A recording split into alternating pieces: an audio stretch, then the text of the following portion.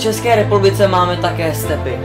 V jedné z nich jsme se dneska byli podívat a natáčet zvířata ve volné přírodě. Nacházíme se v pastevní rezervaci divokých koní, zubrů a praturů.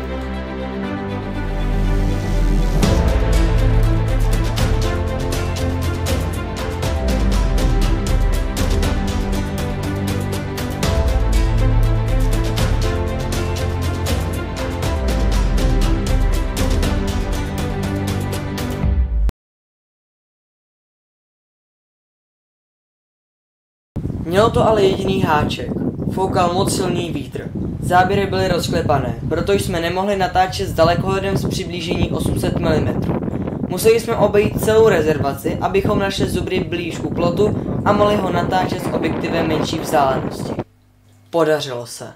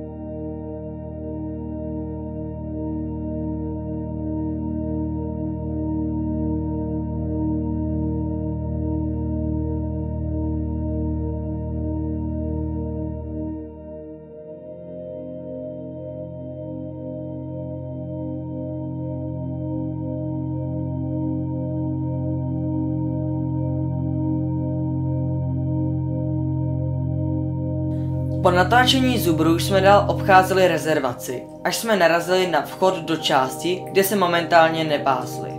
Část, kde se nepásli, byla oddělena jen malým elektrickým plotem. Plot byl ale v jedné části rozbitý a proto se zvířata dostala na druhou stranu. Začal jsem mít strach, přece jenom jsou to divoká zvířata, ale i tak jsme se přiblížili a natáčeli.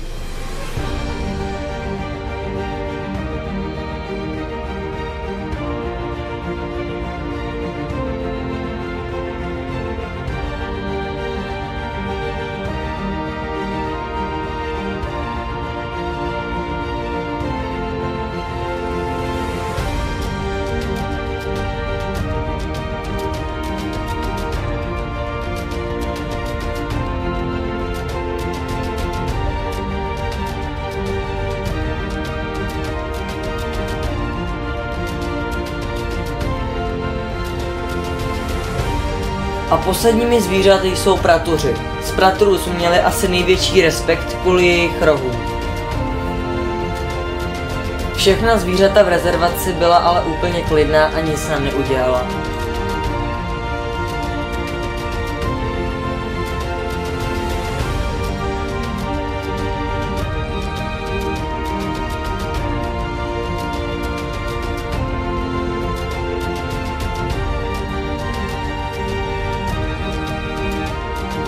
Děkuju za dokoukání videa a uvidíme se příště. Ahoj.